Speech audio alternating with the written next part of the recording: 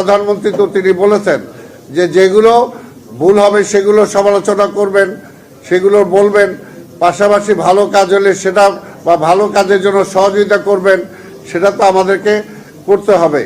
এবং সেটাই আমরা চাই, যেখানে আমরা যারা আছি হয়তো নির্বাচনকে কেন্দ্র করে কিছু কিছু আবার নিজেদের মধ্যে ডিস্টেন্স হতেই পারে, কিন্তু জাতীয় ঐক্যের প্রশ্নে, গণতন্ত্রের প্রশ্নে, আজকে মৌলবাদকে যেভাবে আসছে তাকে ঠেকানোর প্রশ্নে আমি তো মনে করি যে আমাদের সে ঐক্য এখনো ধরে রাখতে হবে। আমাদের সেই ঐক্য জাতীয় স্বার্থে ধরে রাখতে হবে। জাতীয় স্বার্থে আজকে প্রধানমন্ত্রী দেশনায়ক তারেক রহমানকে আজকে আপনাদের সহযোগিতা করতে হবে। যদি সহযোগিতা করি তাহলে আমরা যাতে একটা জায়গায় যায় পৌঁছতে পারি। যে সমস্ত সংস্কারগুলোর কথা আমরা অন্তত দলীয়ভাবে আমরা একসাথে যারা কাজ করেছি, একসাথে আন্দোলন করেছি, আমরা যেভাবে ঐক্যবদ্ধভাবে বিভিন্ন সংস্কারের জন্য আমরা একমত হয়েছি, সেই সংস্কারগুলো যেন আজকে করতে পারে সরকার, সেটার জন্য তো অবশ্যই আমাদের সরকারকে সহযোগিতা করতে হবে, সরকারকে সময় দিতে হবে।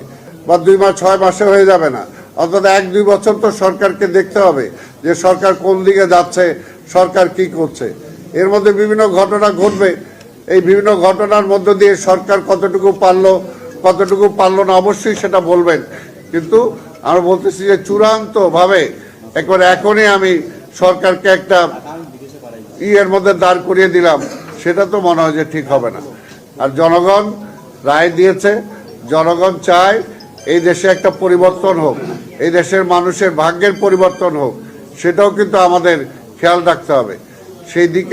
সেই দিকে যদি আমরা খেয়াল রাখি, আজকে প্রত্যেকটা সেক্টর, যেটা আমরা নিজেরাই বলি, বিশ্বাসও করি যে রাষ্ট্র কাঠামোর প্রত্যেকটা অঙ্গ প্রত্যঙ্গ আজকে ধ্বংস হয়ে গেছে আজকে দলীয়করণের নামে। স্বাভাবিকভাবে আজকে বিএনপি যাতে আবার সেই পথে না যায়, সেটার জন্য তো আপনাদেরকে সহযোগিতা দরকার। আমরা সেটা চাই।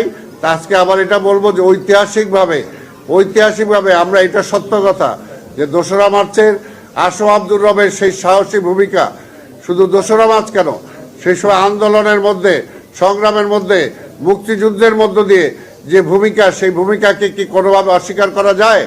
এই আওয়ামী লীগেরই তো সাথে সহযোগী সংগঠন ছিল ছাত্রলীগ, কিন্তু আওয়ামী লীগ যতদিন ক্ষমতায় ছিল কোনোদিন কি ছাত্রলীগের সেই গৌরবোজ্জ্বল ভূমিকাকে তারা স্বীকার করেছে?